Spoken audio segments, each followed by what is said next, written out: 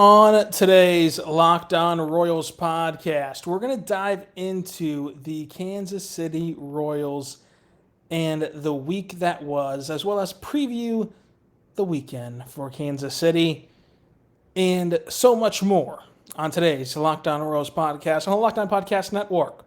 Your teams every day. You are Locked On Royals, your daily Kansas City Royals podcast. Part of the Locked On Podcast Network, your team every day.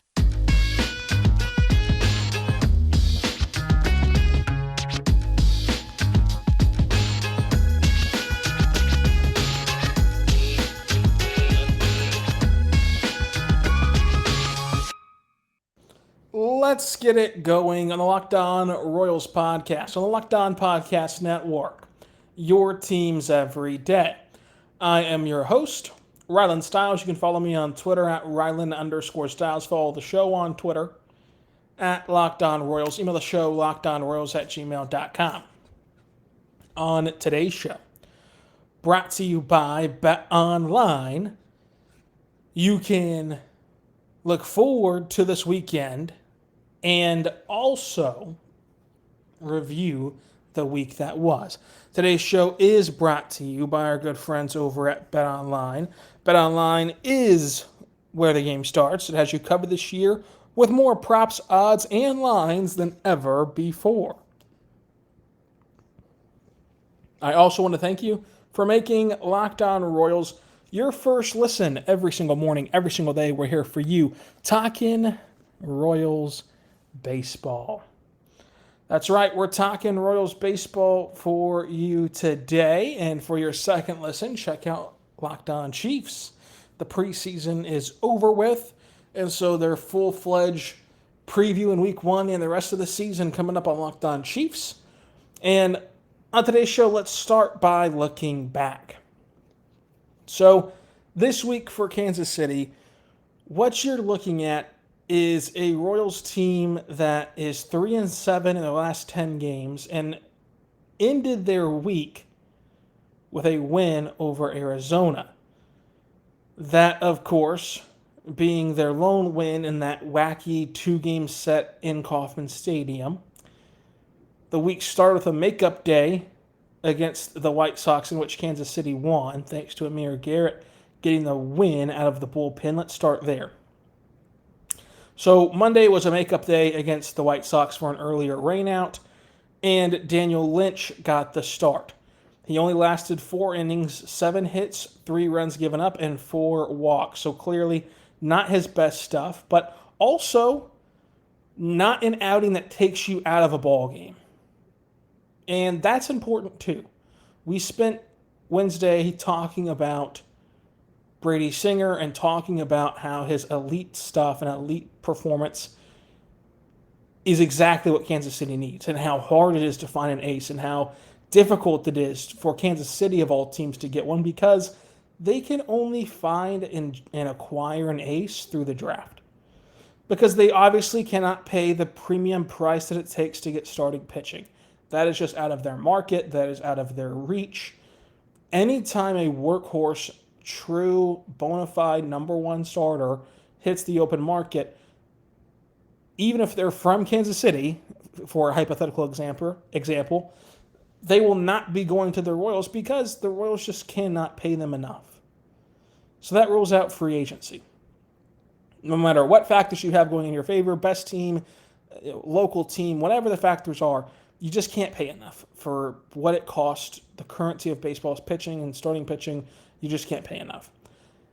Can't even really acquire one through trade because, A, even trading for a rental, you'd give up, 2 top 10 prospects in your system and have no way to retain them past that season.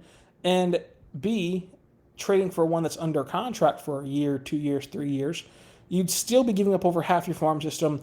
And your farm system is your lifeblood. You cannot afford to deplete that farm system, because whenever you do, then the route to sustained success is blocked.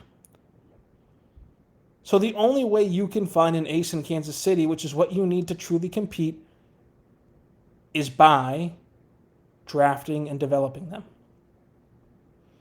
Now, we saw all the stars align in 2015 and 2014 where, James Shields has a breakout and, you trade for Johnny Cueto, who was really good in his prime, obviously, had the 2 games you needed in the postseason to get you the World Series win.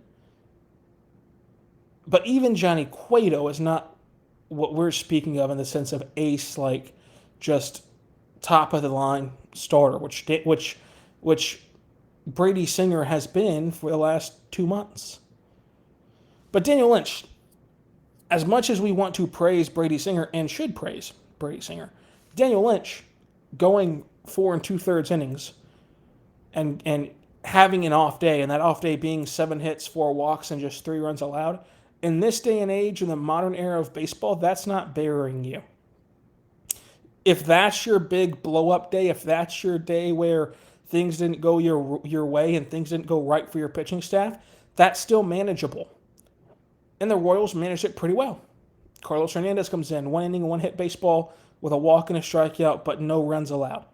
Coleman comes in, 1 1/3 inning with a hit and a run allowed. And then it was Amir Garrett who just locked down the 8th inning and Scott Barlow who got the save. So the pitching staff was able to navigate that short outing by Daniel Lynch, and the offense picked up Daniel Lynch.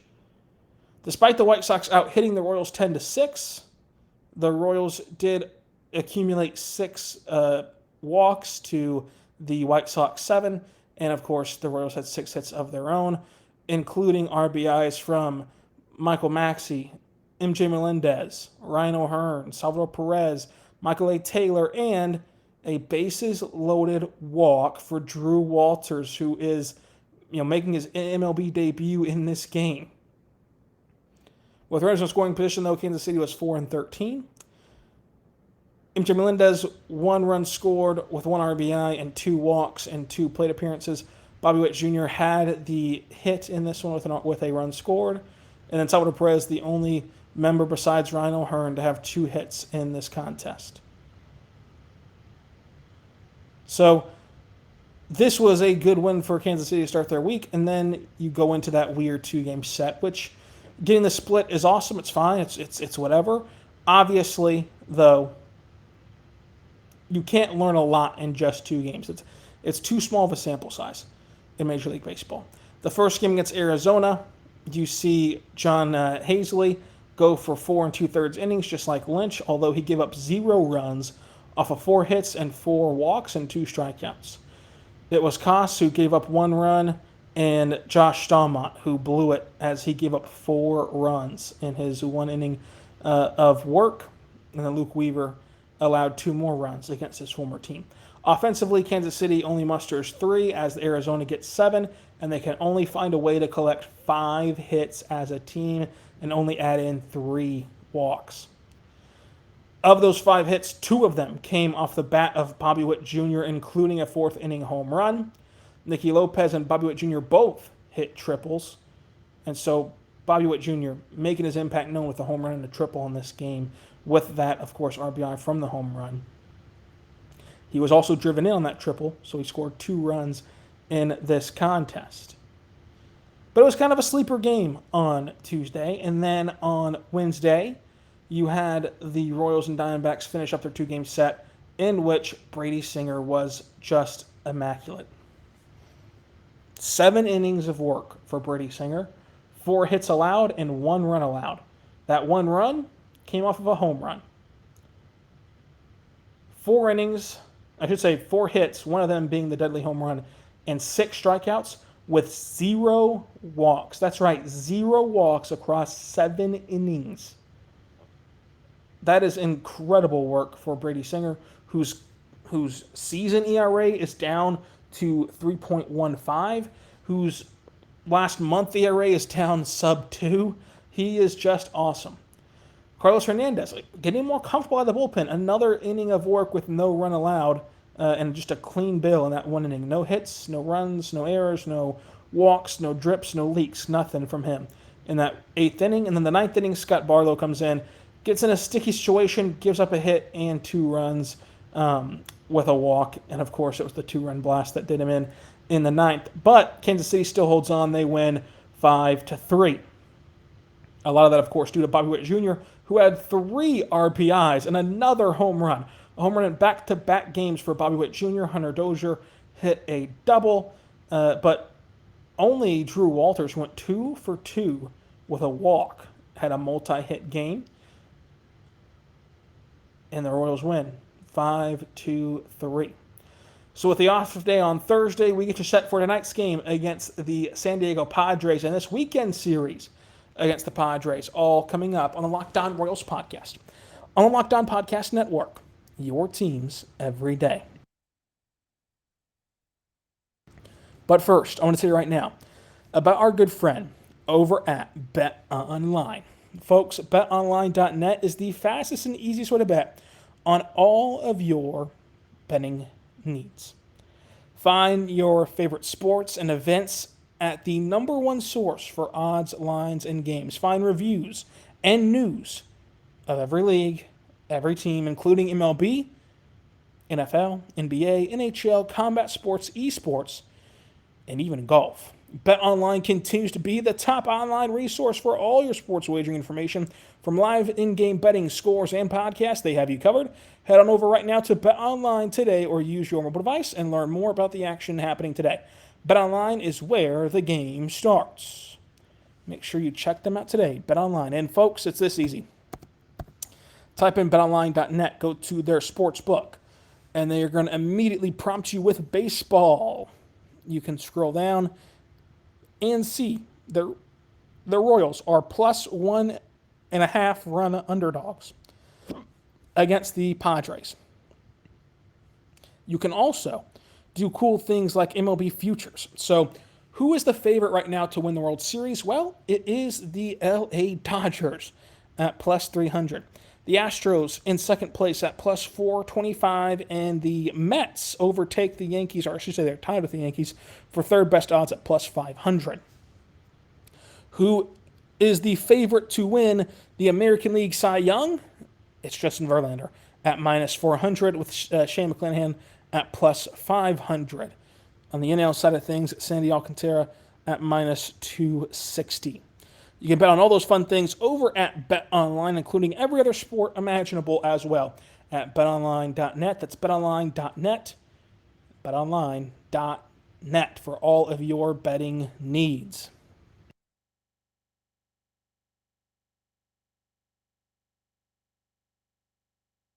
We are back on the Locked On Royals podcast, on the Locked On Podcast Network. It's your teams. It's every day.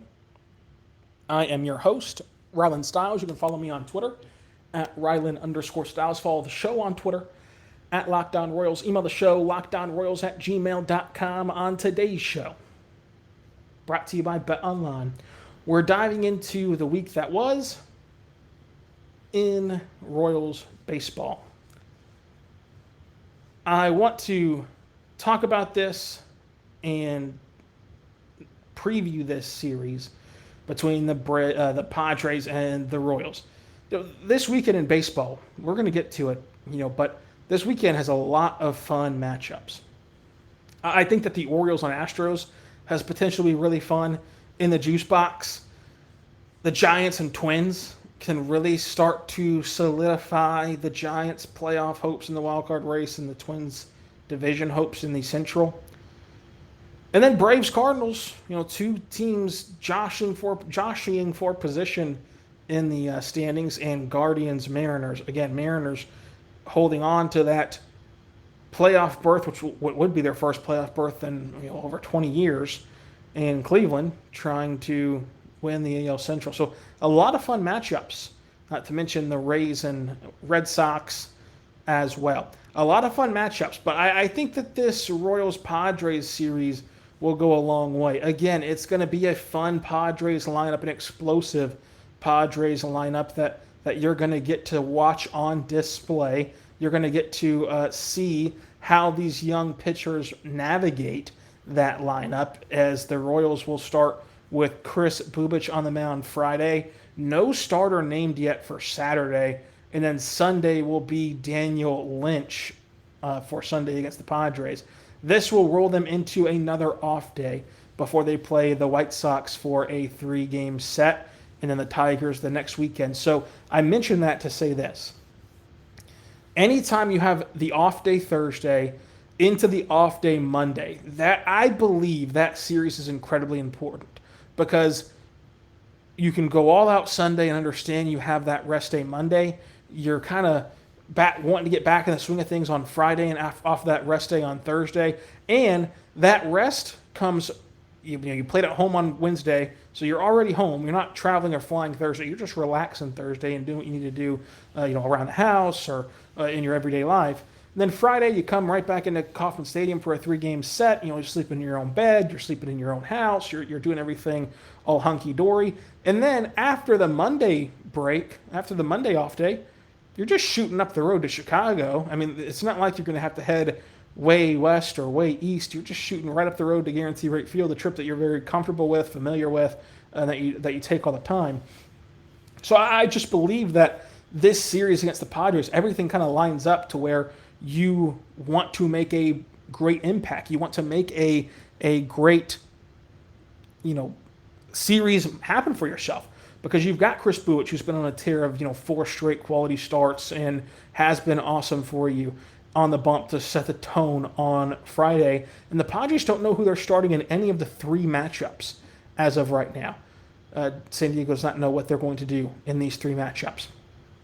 So you have a chance to maybe take them while they're a little banged up, and the Josh Hader trade is hanging over their head because Josh Hader's been terrible for the Padres. And so things can turn up Kansas City's way.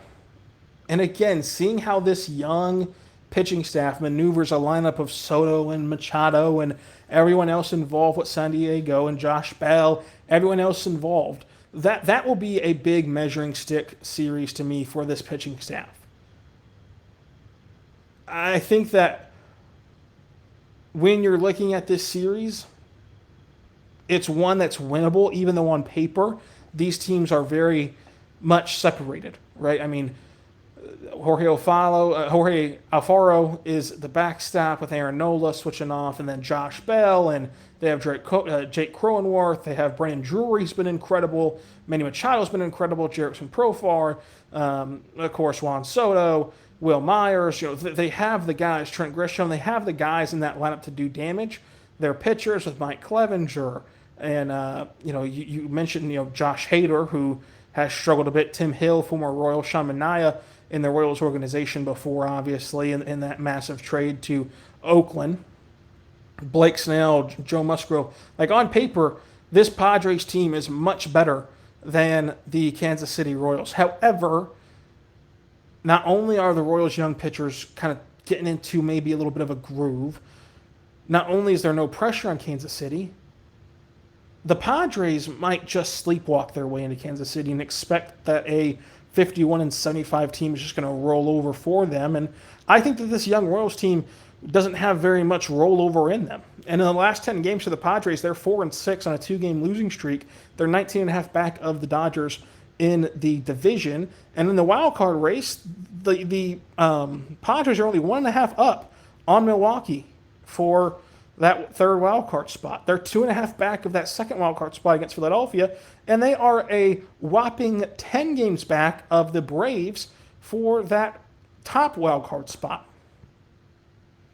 So I just think that with this, with this series, the Padres might be pressing, and also the Padres, on top of pressing, might just be overlooking Kansas City, because as Kansas City has that off day charged to them on Monday, and they're going to get to regroup. Guess what? The Padres are going to fly into Kansas City, then shoot right out after the game Sunday and go to Oracle Park in San Francisco and play the Giants. It's not going to be simple. It's not going to be easy for the Padres to navigate this series whenever they don't know who they're pitching in any of the 3 games right now. And they've got a very important divisional game. Now, granted, divisional series on the line coming up. Now, granted, the Giants are 5.5 games back to that wild card spot. Well, guess what? If the Giants beat the Padres Monday, and then they beat the Padres on Tuesday, and then they, beat the Padres on Wednesday, that makes up a lot of ground. in a short amount of time. And life gets no easier because the Padres, after the Giants, play the Dodgers. So this is the time for the Padres to capitalize, and you don't want to get caught looking ahead if you're the Padres, but I could easily see that happening this weekend. As things start to intensify, things start to heat up around Major League Baseball. Let's talk about Major League Baseball. Let's talk about the landscape of the sport.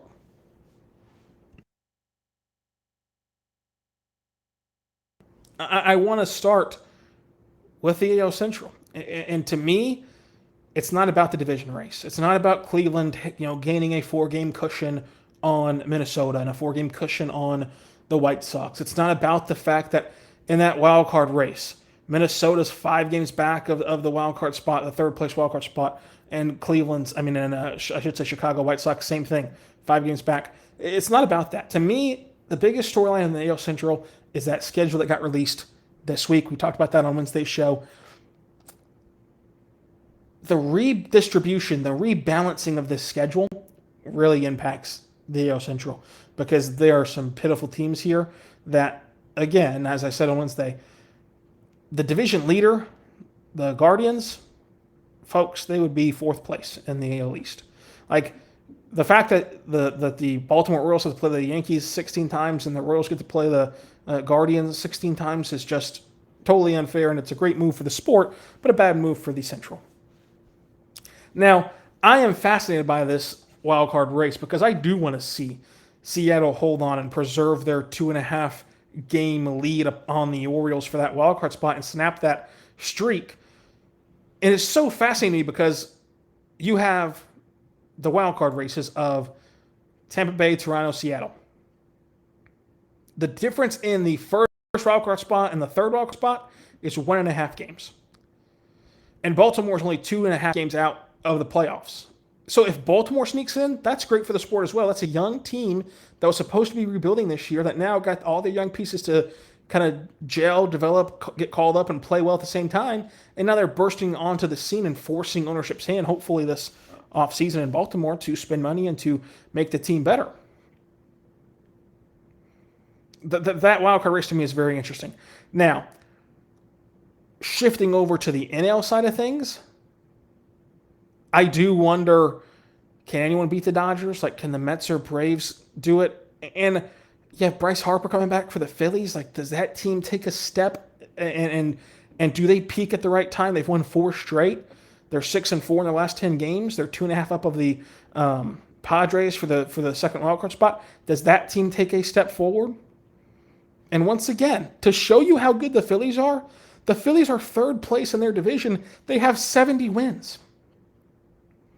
The Guardians are 1st place in the Central. They have 66 wins. And the Phillies have 70 wins while playing the Braves 16 times, while playing the Mets 16 times. And they still have more wins than Cleveland. And then I'm just fascinated by the Brewers. They're only a game and a half back of the wild card. And in the division, it's not like they're buried. Now, I'd still place money on the Cardinals, but the Brewers, 6 games back in the division, but their focus, of course, is on that wild card. They're just an interesting team to me of how they continue to sustain somewhat success and relevance and fun summers of contention in the sense of, yeah, sure, no one's picking the Brewers to win a World Series, but they're playing meaningful baseball in August. They're playing meaningful baseball in September. So to me personally, I look at teams like Milwaukee. I look at teams like Tampa Bay. I look at teams like Oakland before this year, and I get jealous. I want that for Kansas City. Because the Brewers had confidence in themselves to trade away Josh Hader. Trade him away at the deadline, even though at the time they led the division. And Hader's falling apart in San Diego, while the Brewers still have a shot for the playoffs, and they're only 1.5 games out. That's the savvy move. That's the business savviness you need, and the shrewdity, if that's a word, to sustain success at the Major League level in Major League Baseball. Well, We'll be back tomorrow for more Locked On Royals. Check out Locked On MLB for the national perspective of baseball. I'm Rylan Stiles. Until tomorrow, be good and be good to one another.